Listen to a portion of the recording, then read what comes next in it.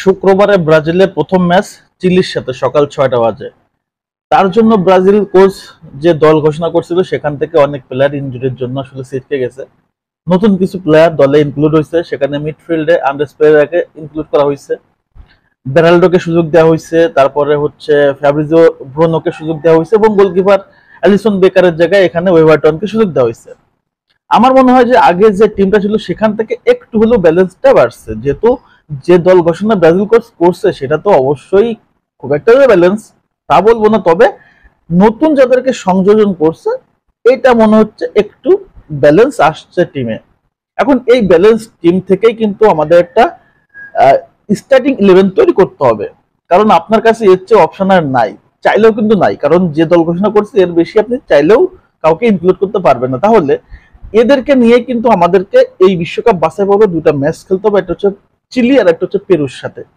তো প্রথম ম্যাচটা যেহেতু আমাদের চিলির সাথে, এবং চিলির সাথে চ্যালেঞ্জটাও বেশি, এই চ্যালেঞ্জটা মোকাবেলা করার জন্য আমাদের একটা সলিড একটা স্কোয়াড ঘোষণা করতে হবে, যে স্কোয়াডটা চিলিকে আসলে হারাইতে পারবে এবং চিলির কাছ থেকে আমরা পূর্ণ 3 পয়েন্ট পাবো। কারণ আমাদের বিশ্বকাপ বাছাই পর্বের যে অবস্থা সেখানে পয়েন্ট খুবই কম এবং আমরা আছি 5 নম্বরে।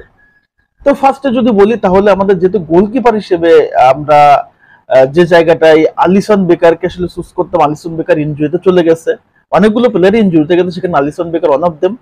সো যেহেতু ব্রাজিল কোচ দরিবাল জুনিয়র সেখানে আর একটা গোলকিপার ইনক্লুড করছে এভারটন, যেহেতু ওকে সুযোগ দেওয়ার সুযোগ নাই, জাস্ট ব্যাকআপ হিসাবে, তো আমার মনে হয় যে আসলে ফার্স্ট গোলকিপার হিসেবে দরিবাল জুনিয়র এখানে বেনতোকে সুযোগ দিতে পারে, বা বেনতোকে সুযোগ দেওয়াটা আমার মনে হয় সবচেয়ে বেটার, ফার ফার বেটার।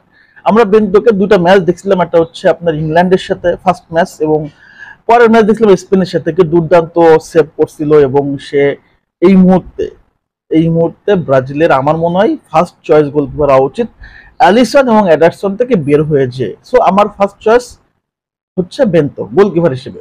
এখন আসি আসলে সেন্টার ব্যাক, যাদেরকে সবচেয়ে বেশি আসলে ব্রাজিল এই মুহূর্তে যে জায়গাটা সবচেয়ে স্ট্রাগল করতে সেটা হচ্ছে সেন্টার ব্যাক। কারণ প্রতিপক্ষ যখন আপনার পাচ্ছে হচ্ছে ফ্রি কিক, ওরিয়াল শটে হেডে গোল করতেছে, প্রতিপক্ষ যখন পাচ্ছে কর্নার তখন হেডে গোল করতেছে, তার মানে হচ্ছে ডিফেন্সের যে রোলটা সেই জায়গাটা আমাদের লম্বা প্লেয়ার দরকার, পাশাপাশি মার্কিং খুব ইম্পর্টেন্ট জিনিস, এই জায়গাটা আমাদের কিন্তু খুব মিসিং। তো আমার মনে হয় যেহেতু ব্রাজিল কোচ কিছু প্লেয়ার ইনক্লুড করছে, তো সেখান থেকে আমি সেন্টার ডিফেন্স আসলে সিলেক্ট করব। আমার ফার্স্ট চয়েস হচ্ছে গ্যাব্রিয়েল মাগালায়েস।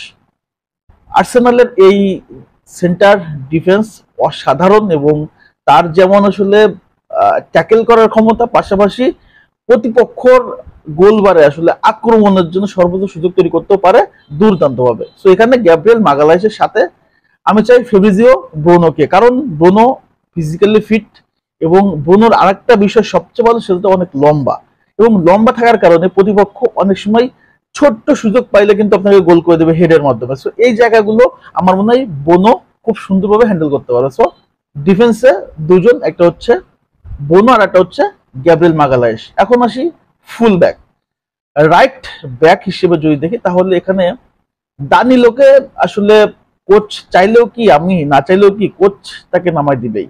দানিলো হচ্ছে তার প্রথম চয়েস, মেয়ের জামাই আর কি। সো দানিলোকে ছাড়া ওখানে আর কাউকে নিবে না, সো বলার অপশন নাই, এটা হচ্ছে দানিলো। এখন হচ্ছে লেফট ব্যাক, লেফট ব্যাকটা আর একটা গুরুত্বপূর্ণ জায়গা, এই জায়গা থেকে বলটা খুব দ্রুত আপনাকে সাপ্লাই করতে হবে।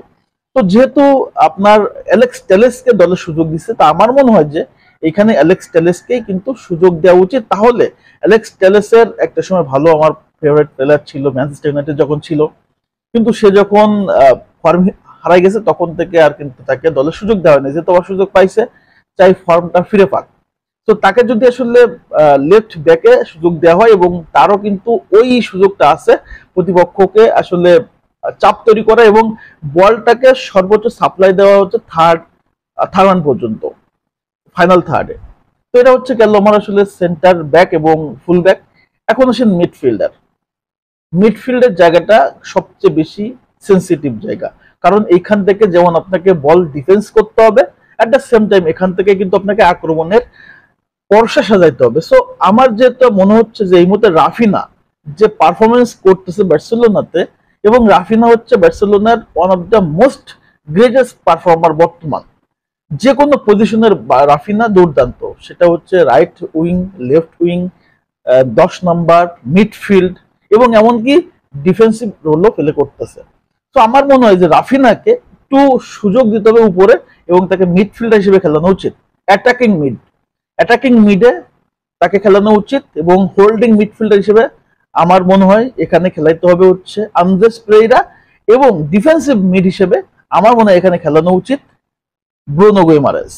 লুকাস পাকেতা থেকে একটু বেরিয়ে আসতে হবে, কারণ লুকাস পাকেতা খুবই আসলে ব্যাকডেটেড একটা প্লেয়ার। তার কাছ থেকে আপনি খুব ক্রিয়েটিভ জিনিসগুলো কম পাবেন এবং বল কিভাবে মিস করতে হয় পাকুয়েতার চেয়ে আরো বেশি কেউ আসলে জানে না। পাকুয়েতা হচ্ছে বল মিসের আসলে ওস্তাদ। তো যেহেতু আমাদের সেভিনহো আছে, সো রাফিনাকে আমার মনে হয় মিডফিল্ডের অ্যাটাকিং জোনটা বা 10 নম্বর জোনটা দেওয়া সবচেয়ে গুরুত্বপূর্ণ। এখন আসলে আক্রমণ ভাগটা আমাদের কিন্তু দুর্দান্ত প্লেয়ার আছে, যেহেতু ভিনিসিয়াস জুনিয়র নাই এইখানে। রাইট উইং এর কথা বলি, সেখানে হচ্ছে সেভিনহো একদম ফার্স্ট চয়েস, দুর্দান্ত খেলতেছে ম্যানচেস্টার সিটিতে। তো সে এই জায়গাটায় ভালোভাবে আসলে শুরু করতে পারবে সেভিনহো। তারপর হচ্ছে লেফট উইঙ্গে আমার আমার পছন্দ হচ্ছে গ্যাব্রিয়েল মার্টিনেলিকে সুযোগ দেওয়া উচিত এবং নাম্বার 9 হিসেবে রদ্রিগো গোয়েসকে স্টার্ট করাতে হবে। তাহলে আমার মনে হয় দলটা খুব ব্যালেন্স হবে এবং প্রতিপক্ষের জন্য যথেষ্ট ত্রাস তৈরি করতে পারবে। আবার কোচ যদি ভুল করে এনরিককে স্টার্ট করে ফেলে, সেটা কিন্তু ব্রাজিলের জন্য অবশ্যই আত্মহত্যার একটা ডিসিশন হবে। তো এনরিক ভাই 80 বা 70 মিনিটের পরেই বেটার, এর আগে ব্রাজিল দলে বা যে কোনো টিমে তাকে খেলানো উচিত না, কারণ তার পরিপক্কতা আসতে এখনো টাইম লাগবে।